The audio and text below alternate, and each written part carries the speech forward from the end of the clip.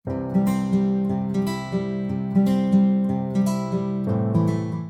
वालेकुम। सब कैसे हैं आप? सब ठीक होंगे। मैं आपका बिल्कुल टाइम वेस्ट नहीं कर रहा। मैं सिर्फ थोड़ा सा अपना इंट्रोडक्शन करना चाहता हूँ कि मेरा नाम जैन है और सब मुझे बनी के नाम से जानते हैं।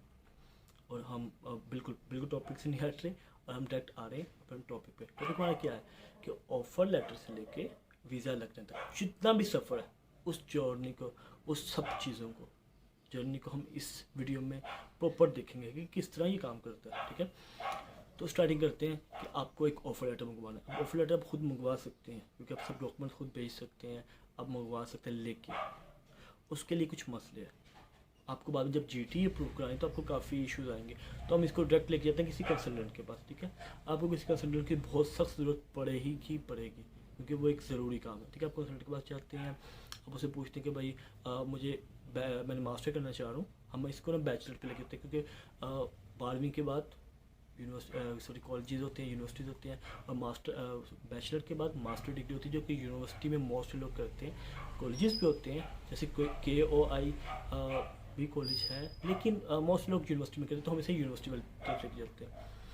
तो अब हम जाते हैं, हमको देखो कंसल्टेंट को बताते हैं कि भाई हमें मास्टर करना है। वो मास्टर में कहता है ओके, तो आपकी लास्ट डिग्री कौन सी है? हमने बताया कि भाई हमारी last degree bachelor in software engineering है। उसने कहा ओके, कहते कितना CGPA? हमने बताया कि भाई 60% से ऊपर है। उसने कहा ओके, क्योंकि 60% इज़ द मिनिमम।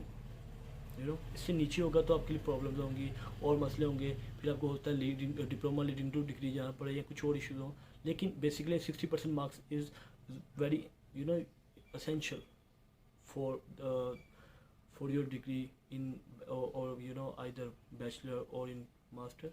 कोई भी डिग्री होगी तो आपको इसके लिए बहुत सख्त ज़रूरत पड़ेगी 60% मार्क्स की। तो जो बच्चे अभी तैयारी कर रहे हैं जाने के लिए तो वो देख लें कि 60% marks is important for your degree. Okay, हम वापस आते हैं। हम उनके भाई ये डिग्री है। उसने कहा ओके, कहता है आइल्स। हमने कहा हमारा आइल्स 6 बैंड है। उसने कहा ओके, क्योंकि दो ऑप्शन है for universities like for masters basically 6.5 with 6 each, and the other option is 6 with 5.5 each. Okay, उनका ठीक है 6 बैंड है। ओके, अब उसने थोड़ी सी रिसर्च की और मुझको बताया कि भाई ये 7-8 यूनिवर्सिटीज़ हैं जो 6 बैंड के साथ आपको एडमिशन दे देंगी। तो आप इसमें सेलेक्ट करते हैं, आप कहते हैं ओके, आप सारी देखते हैं, फिर आप कहते हैं चलो ठीक है ये CQ यूनिवर्सिटी है, हम इस CQ यूनिवर्सिटी में जाना चाहते हैं। उन्होंने कहा ओके, उन्होंने आपकी प्रोसेसिंग की। ठीक है, अब प्रोसेसिंग के बाद उन्होंने आपको कहा कि आप अपना जो है ना पोलियो सर्टिफिकेट बनवा लें, क्योंकि ये बहुत इंपॉर्टेंट है। ये अगर यूनिवर्सिटी में आपने भेजना है फॉर एडमिशन पर्पजेज तो ये वो लेते हैं, क्योंकि अब ये बहुत कम लोग कम मुल्कों में रह के हुआ बेसिकली पोलियो काफ़ी कम मुल्कों में रह के 3 से 4 है मेरे ख्याल से, मुझे याद नहीं प्रॉपर, लेकिन इतना ही है। लेकिन पाकिस्तान में अनफॉर्चुनेटली है। तो हमें एक पोलियो का जो करेक्ट सर्टिफिकेट होता है पोलियो का, वो हमें ज़रूरी चाहिए। लेकिन इस तरह से दिखता होगा, ये देखिए ऐसा ऐसा। इस पर आपका पासपोर्ट नंबर आ जाता है, नाम आ जाता है, सब कुछ आ जाता है, डिटेल आ जाती है कि आप इसके साथ मतलब आपने ये काम किया हुआ है, सब कुछ ये आ जाता होता है। ठीक है, उसके बाद अब बनवा लेते हैं। उसके बाद आप कहते हैं ठीक है हमें अपने डॉक्यूमेंट्स हैं। अब डॉक्यूमेंट्स में क्या होता है आपकी लास्ट डिग्रीज के मैट्रिक, इंटर और बैचलर, और उसके अलावा आपका होता है कि ये तीनों डिग्रीज। उसके अलावा वो आपसे कहते हैं कि आप अपना passport, ID card, vaccination certificate, और उसके बाद आपका होता है बर्थ सर्टिफिकेट, FRC। FRC होती है फैमिली का सर्टिफिकेट होता है कि फैमिली, आपकी फैमिली में ये लोग हैं। ठीक है, फैमिली रजिस्ट्रेशन सर्टिफिकेट से कहते हैं। ठीक है, वो होता है, पे फॉर्म होता है, बर्थ सर्टिफिकेट होता है, ये सब कुछ हो जाता है उसमें। आफ्टर दैट आप वो सबमिट करवाते हैं उन्हें। ठीक है, वो यूनिवर्सिटी को भेज देते हैं। अब बहुत सी यूनिवर्सिटीज़ 10 से 15 या 15 से 20, कुछ यूनिवर्सिटी 20 से 25 दिन लेती हैं। तो आपको अनकंडीशनल लेटर या ऑफर लेटर, सॉरी अभी तो ऑफर लेटर है, सॉरी ऑफर लेटर आपको भेज देते हैं कि हमें ये चीज़ें चाहिए। ठीक है, तो इस तरह से मेरे डॉक्यूमेंट्स गए और CQ यूनिवर्सिटी ने एक मिसाल है मुझे एक ऑफर लेटर भेज दिया। उस पर लिखा हुआ था कि हमें इसके डॉक्यूमेंट्स सारे जो इसकी पढ़ाई के वो अप्रूव्ड डॉक्यूमेंट चाहिए। ठीक है, हमें इसका आइल्स का सर्टिफिकेट चाहिए। ठीक है, और क्योंकि वो आइल्स का सर्टिफिकेट तब नहीं था लगा, तो आइल्स का सर्टिफिकेट चाहिए, और उसके अलावा हमें इनकी फाइनेंशियल जितनी भी है कि कितने जोगे हैं, बेसिकली कितने जोगे हैं, हमें वो देखना है। ओके, अब बारी आती है बाकी चीज़ों की।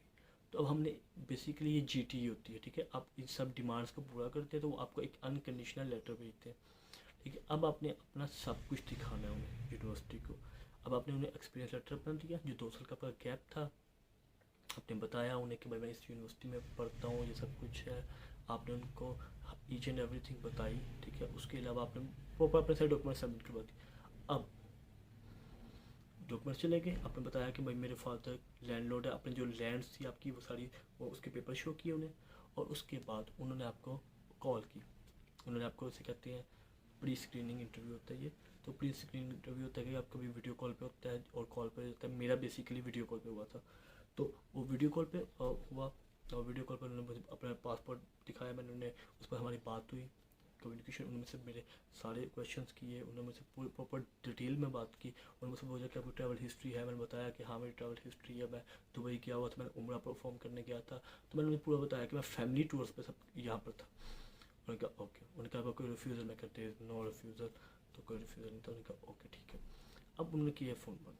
अब नाउ जो इंटरव्यू हुआ उसके एग्जैक्टली 40 दिन, सॉरी 32 या 32 दिनों बाद, 32 दिनों बाद GT आ गई, अप्रूव्ड, आफ्टर अप्रूव्ड। मैं कहा ओके, GT अप्रूव्ड हो गई। नाउ अब क्या करना है, अब हमने फीसिस पे करनी है, ठीक है। इट्स टाइम फॉर फीसिस, अब फीसिस पे करनी है।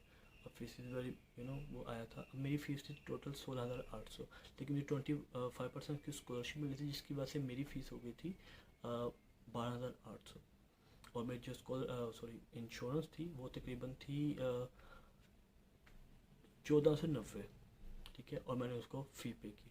अब मैंने दोनों फ़ी पे कर दी। अब फ़ी पे करने के बाद मैंने उनसे अप्लाई करवाया, मैं कहा ओके मेरी फ़ी पे हो गई है नाउ, बट मैंने कहा ओके। उन्होंने फिर मुझे मेरा COI दिया, ठीक है। GT उन्होंने चेक किया, ठीक है, जनरेटर अपनी एंटर होता है, और COI। अब COI अभी आई नहीं थी, लेकिन उससे पहले जिस कंपनी में मैं जॉब करता हूँ उस कंपनी के ऊपर मेल आई। उन्होंने कुछ क्वेश्चन उनसे पूछा, मुझे नहीं पता वो क्या क्वेश्चन थे, लेकिन कुछ क्वेश्चन आए, और उन्होंने मेरी कंपनी के जो HR थे उन्होंने वो प्रॉपर उन्हें फिलअप करके भेजा। और बाद में उन्होंने मुझे बताया कि हाँ आपकी एम्बेसी से, या मुझे उन्होंने एम्बेसी की कहा था बेसिकली, एम्बेसी से ये क्वेश्चन आए थे। मैं कहूँ कि ना वो उन्होंने फिलअप करके भेज दिए, ठीक है। अब उसके बाद मुझे आ गई मेरी COI, कन्फर्मेशन ऑफ इनरोलमेंट, कि भाई आपका एडमिशन हो गया, आपको ये सीट मिल गई है, अब बारी है आपके एम्बेसी में वीज़ा अप्लाई करने की। मैं कहा ओके। अब मेरे एक अकाउंट चल रहा था, क्योंकि हमें एम्बेसी में बैंक स्टेटमेंट शो करनी पड़ती है, ठीक है। अब मेरा ऑलरेडी कोई मेरे अकाउंट में अबाउट 52-53, हाँ 52-53 लाख पड़े हुए थे। वो बेसिकली हमने एक जगह बेची थी, तो उस जगह से पैसे वहाँ पे गए हुए थे। तो हमने अब एम्बेसी में वीज़ा फाइल करना। अब एम्बेसी में वीज़ा फाइल करने के लिए कुछ चीज़ें रिक्वायर, जैसे कि आपकी bank statement, okay, bank statement is very important on that thing. उसके अलावा आपका टोटल एक्सपीरियंस लेटर, आपकी एवरीथिंग।